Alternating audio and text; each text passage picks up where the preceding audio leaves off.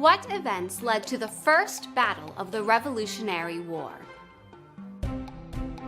When we fly the American flag on the 4th of July, it's important to remember that the road to independence was a long one for the colonists.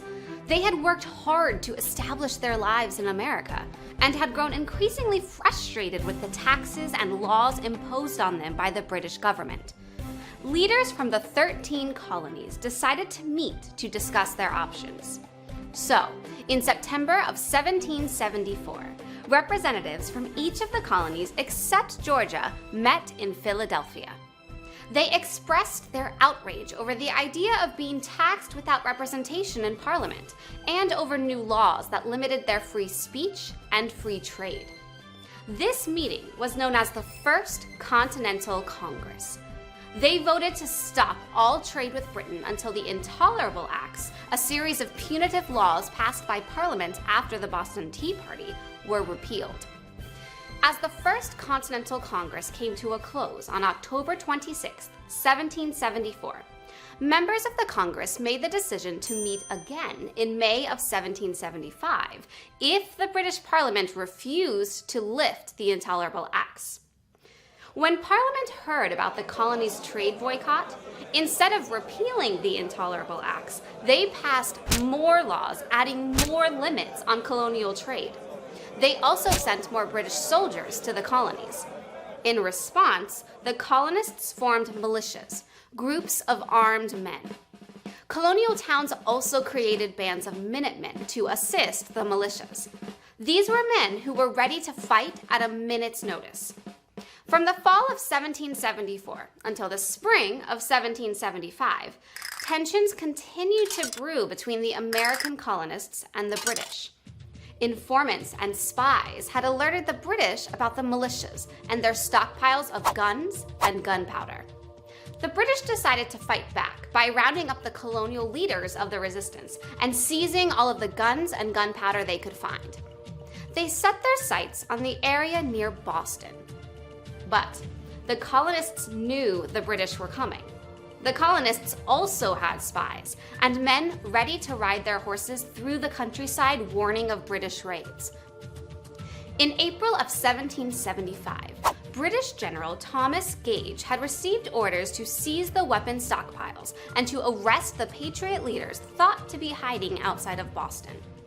General Gage hoped to avoid bloodshed and planned a surprise attack on Lexington for April 18th. Silversmith Paul Revere, along with Patriots William Dawes and Samuel Prescott, heard of the impending attack and sounded the alarm, riding to Lexington and Concord to alert local militias and persuade rebel leaders John Hancock and Samuel Adams to leave the city for their safety.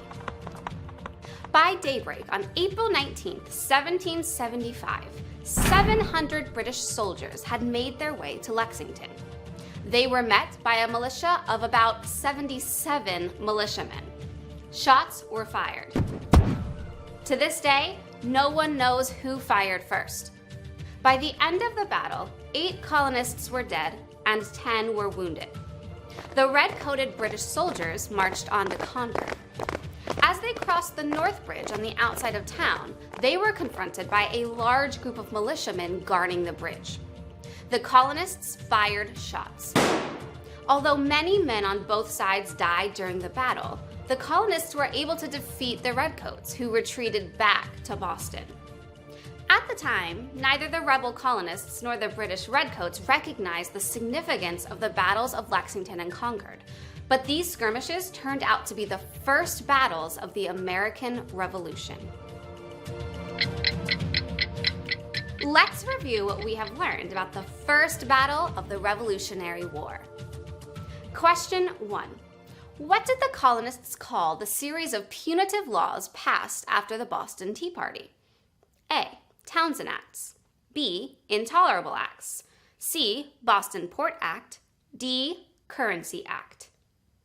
The correct answer is B. The series of laws was known as the Intolerable Acts. Question 2. Which of the following colonists rode through the Boston countryside warning of a British attack? A. Paul Revere. B. William Dawes.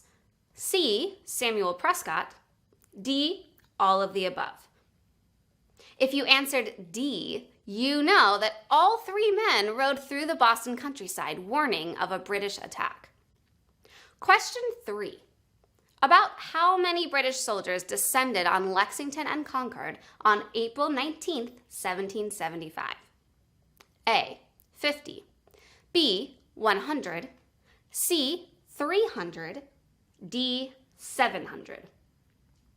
The correct answer is D. About 700 British soldiers descended on Lexington and Concord.